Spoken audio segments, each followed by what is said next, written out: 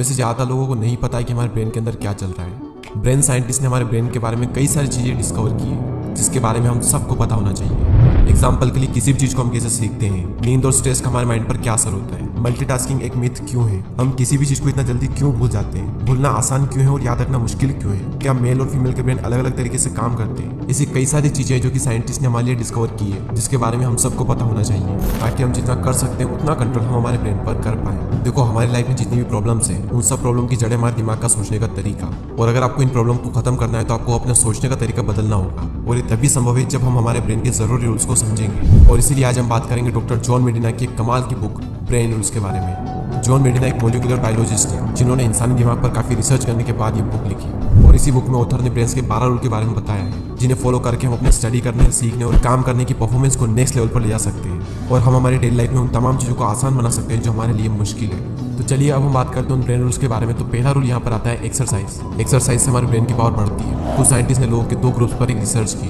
जिनकी लाइफस्टाइल एक दूसरे से बिल्कुल अलग थी। ग्रुप ए में वो लोग थे जो कि फिजिकली बहुत ज़्यादा एक्टिव थे और डेली एक्सरसाइज करते थे, और वहीं ग्रुप बी में वो लोग थे जो कि ना तो एक्सरसाइज करते थे और ना ही फिजिकली एक्टिव रहते थे। और रिसर्च करने के बाद रिसर्चर ने ये पाया कि ग्रुप ए की ब्रेन पावर ग्रुप बी के मुकाबले में ज़्यादा थी। और डॉक्टर जॉन मेडिना ये कहते हैं कि हमारा ब्रेन एक बॉडी के साथ में बनाया गया था जो कि हज़ारों साल पहले 20 किलोमीटर रोज चलती थी। इसलिए जब हम एक्सरसाइज करते हैं तब हम ज़्यादा अच्छा परफॉर्म कर पाते हैं, और ऐसा इसलिए होता है क्योंकि जब हम एक्सरसाइज करते हैं तो हमारे ब्रेन में ऑक्सीजन पहुंचती है जिससे कि हमारे ब्रेन को ऑक्सीजन और ग्लूकोज दोनों मिलते रहते हैं, और हमारे ब्रेन में जितने भी टॉक्सिक इलेक्ट्रॉन होते हैं वो सारे बाहर निकल जाते हैं। नेक्स्ट रूल है सर्वाइवल।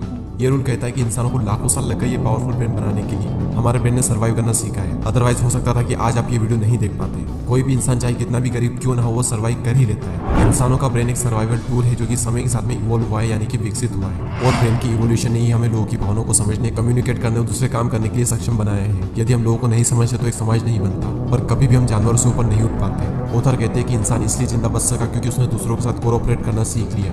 अगर कोई इंसान अपने टीचर या बॉस के साथ में सेफ फील नहीं करता है तो वो अपने स्टडी या फिर अपने काम में ठीक से परफॉर्म नहीं कर सकता। तुम्हारी वर्क प्लेस या क्लासरूम में एक दूसरे को इंकरेज करना और हेल्प करने का कल्चर होना चाहिए। एक दूसरे को समझना ही जिंदगी जीने का सबसे अच्छा तरीका है, और हमारे सर्वाइव करने का सबसे बड़ा रीजन यही है कि हमने समय के साथ सबसे स्ट्रॉन्गेस्ट ब्रेन डेवलप किया है, और इसलिए ऑथर ने कहा है कि strongest brain survive, not the strongest bodies. Rule number 3 कहता है every brain is wired differently. देखो, इस दुनिया में 7 अरब से ज्यादा लोग हैं और हर इंसान का ब्रेन अलग अलग तरीके से काम करता है, यानी कि आपको इस पूरी दुनिया में 2 ऐसे इंसान भी नहीं मिलेंगे जिनका ब्रेन पूरी तरह से सेम तरीके से काम करता हो। स्कूल में या फिर कई बार हमें ये बताया जाता है कि हम सबका ब्रेन एक जैसा होता है, बस मेहनत का फर्क होता है। कोई ज्यादा मेहनत करता है तो कोई कम मेहनत करता है, और ये बात पूरी तरह से गलत है। आपका ब्रेन जिस तरह से इन्फॉर्मेशन कलेक्ट करता है, इन्फॉर्मेशन को स्टोर करता है, उस तरह से दुनिया में किसी का भी ब्रेन नहीं करता है। हमारे दिमाग का डिफरेंट पार्ट डिफरेंट लोगों में डिफरेंट तरीके से डेवलप हुआ है, और इसी सच्चाई को हमारा एजुकेशन सिस्टम इग्नोर करता है। इसे हम एक एग्जाम्पल से समझते हैं। सपोज करो कि स्कूल में 5th क्लास में 20 बच्चे हैं। अब जैसे कि हर बच्चा एक दूसरे से बिल्कुल अलग है, कोई लंबा है, कोई मोटा है, कोई काला है, कोई गोरा है, सब अलग अलग है, और ठीक इसी तरह से हर बच्चे का ब्रेन अलग अलग है। वो सारे बच्चे 9-10 साल के तो हैं, लेकिन उनके ब्रेन डिफरेंट तरीके से डेवलप हुए हैं। किसी का ब्रेन कम डेवलप हुआ है, किसी का ज्यादा हुआ है, किसी का ब्रेन कुछ एरियाज में डेवलप है, किसी का ब्रेन कुछ एरियाज में थोड़ा वीक है, किसी का ब्रेन कुछ एरियाज में थोड़ा स्ट्रॉन्ग है तो कुछ एरियाज में थोड़ा वीक है। लेकिन उस बच्चे से एक्सपेक्ट क्या किया जाता है कि हम जो बता रहे हैं, हम जो पढ़ा रहे हैं, उसमें उसका ब्रेन स्ट्रॉन्ग होना चाहिए, जो कि कभी भी पॉसिबल हो ही नहीं सकता। ना तो पास्ट में पॉसिबल था, ना प्रेजेंट में पॉसिबल है, और ना ही फ्यूचर में पॉसिबल होगा। नेक्स्ट रूल कहता है we don't pay attention on boring things. हम इंसान बोरिंग चीज़ों पर ध्यान नहीं देते, हम सिर्फ उन्हीं चीज़ों पर ध्यान देते हैं जिसके पीछे हमारा इंटरेस्ट है या फिर कोई इमोशन जुड़ा हो। और ये रूल ये भी कहता है कि हमारा ब्रेन मल्टीटास्किंग के लिए नहीं बना है। हम एक समय में एक ही काम कर सकते हैं। आप कई बार ऑब्जर्व करोगे कि अगर कोई स्टूडेंट पढ़ाई कर रहा है और अगर उसके पास में फ़ोन है तो उसी टाइम पर पढ़ाई भी करेगा, व्हाट्सएप चेक भी करेगा, इंस्टाग्राम भी चलाएगा, और इसी कारण उसका रिजल्ट भी इफेक्ट होगा। आपको लगता है कि आप एक ही टाइम पर 2 काम कर सकते हो, लेकिन एक्चुअल में ऐसा होता नहीं है। एक्चुअल में हम एक काम को छोड़ देते हैं और फिर दूसरे काम पर आ जाते हैं। तो यहाँ पर हमारा फोकस शिफ्ट होता है, ना कि हम एक बार में 2 काम करते हैं। और जब फोकस एक काम से दूसरे काम पर शिफ्ट होता है तो हमारा जो मेन काम होता है वो छूट जाता है, और ऐसे में हम बोरिंग चीज़ को छोड़ देते हैं और वहाँ पर फोकस करते हैं जहाँ पर हमें फोकस नहीं करना चाहिए। तो इसीलिए हम एक टाइम में एक ही काम कर सकते हैं। इसीलिए पूरी कोशिश करें कि अपने आसपास कोई भी दूसरी चीज़ें ना रखें। जब कोई एक काम करें तो सिर्फ उसी काम पर फोकस करें। आप ये ना सोचें कि मैं ये भी कर सकता हूँ, मैं वो भी कर सकता हूँ। नहीं, आप कर तो सकते हो, लेकिन एक टाइम पर एक ही काम कर सकते हो, अदरवाइज दोनों काम आपसे नहीं होंगे। नेक्स्ट रूल है रिपीट टू रिमेंबर। अगर आप कोई भी चीज़ भूल जाते हैं तो ये रूल आपके लिए है। एक रिसर्च के अकॉर्डिंग आपका ब्रेन किसी भी इंफॉर्मेशन को 30 सेकंड तक याद रख सकता है, और अगर आपको इस 30 सेकंड को बढ़ाना है तो आपको उस चीज़ को हर थोड़ी देर में रिपीट करना होगा, तभी आपका ब्रेन उस चीज़ को ज़्यादा टाइम तक याद रख सकता है। अगर कोई बात हो, कोई घटना हो या फिर कोई पर्सन हो तो उसे तो हम सालों तक याद रख सकते हैं, लेकिन अगर कोई नंबर हो, कोई फॉर्मूला हो या फिर किसी भी टाइप की कोई डेट हो तो उससे हमें याद रखने के लिए बार बार हमें उसे रिपीट करना होगा, क्योंकि अगर हम उसे रिपीट नहीं करेंगे तो 30 सेकंड के बाद ही हमें उसे याद रखना मुश्किल हो जाएगा। तो अगर आपको भी भूलने की आदत है तो आप भी उन चीज़ों को बार बार रिपीट करें ताकि आपका ब्रेन लॉन्ग टर्म में उन चीज़ों को याद रख पाए। नेक्स्ट रूल कहता है स्लीप वेल थिंक वेल।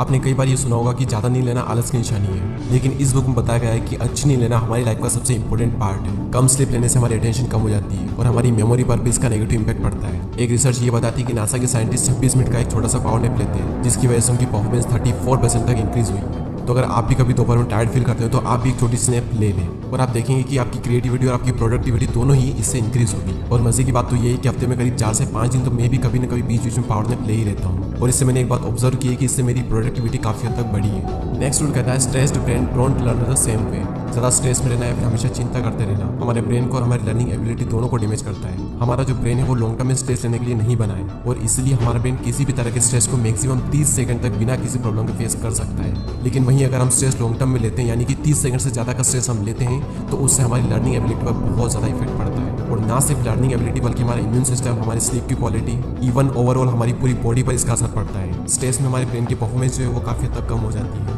क्योंकि जब हम स्ट्रेस लेते हैं तो हमारे माइंड में 2 हार्मोन्स रिलीज होते हैं, कोर्टिसोल और एड्रेनलिन। और एड्रेनलिन से हिप्पोकैम्पस में सेल्स डैमेज होने लग जाते हैं और इससे हमें हार्ट अटैक तक आ सकता है। इसलिए स्ट्रेस लो ही मत, या फिर अगर लेना भी है तो थोड़ा बहुत स्ट्रेस लो, ज़्यादा मत लो, क्योंकि अभी जो आप स्ट्रेस ले रहे हो यही स्ट्रेस आने वाले टाइम में आपके लिए एक बहुत बड़ा स्ट्रेस बनने वाला है। रूल नंबर 8 है सेंसरी इंटीग्रेशन, यानी कि कुछ भी नया सीखने के लिए आप जितनी ज़्यादा अपनी सेंसर्स को इन्वॉल्व करेंगे उस चीज़ को आप उतनी ही तेज़ी से उतनी ही अच्छे से सीख पाओगे। जॉन कहते हैं कि कुछ भी सीखने के लिए एक सेंस पर डिपेंड नहीं होना चाहिए। एग्जाम्पल के लिए अगर आप कुछ पढ़ रहे हो और आप चाहते हो कि पढ़ा हुआ आपको लॉन्ग टर्म के लिए याद रहे, तो पढ़ते वक्त अपने आसपास कोई परफ्यूम का यूज़ करें या फिर किसी पर्टिकुलर फ्लेवर की चॉकलेट खाओ, और जब भी आपको याद करना हो कि आपने क्या पढ़ा था तो दोबारा से उसी परफ्यूम को सूंघो या फिर उसी फ्लेवर की चॉकलेट खाओ, आपको वो चीज़ याद आ जाएगी।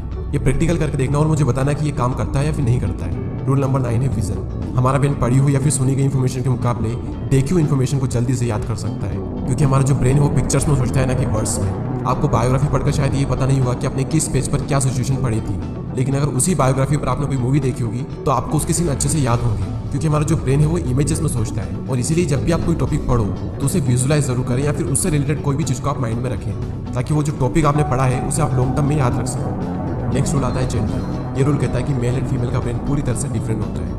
मेंटल हेल्थ प्रोफेशनल सालों से बात बताते हैं कि मेल और फीमेल दोनों का ब्रेन डिफरेंट तरीके से इन्फॉर्मेशन को प्रोसेस करता है। आदमी ज़्यादा अग्रेसिव होते हैं तो और ज़्यादा स्ट्रेस लेती है। आदमी ड्रग्स और एल्कोहल जैसे एडिक्शन का शिकार होते हैं, तो वहीं औरतें अपने वजन बढ़ने के डर से हमेशा परेशान रहती है। और हर 2 में से एक औरत आदमी के मुकाबले ज़्यादा डिप्रेस्ड होती है। रूल नंबर 11 है एक्सप्लोरेशन। हम इंसान बाय नेचर अपने आसपास की चीज़ों को एक्सप्लोर करने के लिए डिजाइन है।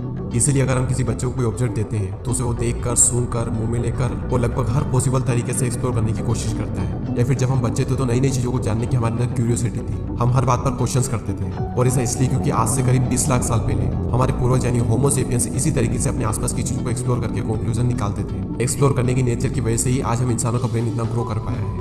लास्ट रूल कहता है music can make our brain smarter. Doctor John की वाइफ भी एक क्लासिकल म्यूजिक कंपोजर रह चुकी है और उन जैसी काफ़ी म्यूजिशियन को ऑब्जर्व करके और स्टडी करके उन्होंने जाना है कि हमारे म्यूजिक का टेस्ट हमारी पर्सनैलिटी को शो करता है और म्यूजिक हमारी स्किल और मेमोरी को शार्प भी बनाता है। तो म्यूजिक को सुनना और कंपोज करना हमारी रीडिंग, मैथ्स और हमारी इमोशनल इंटेलिजेंस को बढ़ाता है, और म्यूजिक सुनना हमारे मूड को भी चेंज कर सकता है। तो ये थे ब्रेन के 12 rules. Exercise, survival, every brain is wired differently, we don't pay attention on boring things, repeat to remember, sleep well, think well, stressed brain don't learn the same way, sensory integration, vision, gender, exploration and last time music can make our brain smarter. I hope कि आपको ये video helpful लगा होगा। ऐसी और videos को देखने के लिए सब्सक्राइब करके बेल आइकन को प्रेस करें।